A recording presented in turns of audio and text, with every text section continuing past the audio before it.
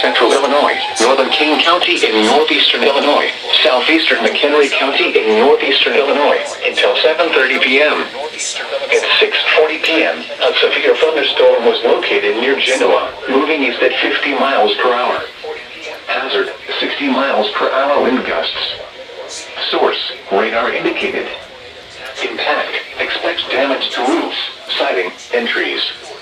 Locations impacted include Oakwood Hills, Fox River Grove, Carpentersville, Valley View, McCullum Lake, Algonquin, Lily Lake, West Dundee, Camden Hills, Virgil, Burlington, Holiday Hills, McHenry, Hampshire, Ridgefield, Cortland, East Dundee, Lake Lure, Cary, Johnsburg, Elgin, South Elgin, Pistakee Highlands, Hunley, and Island Lake.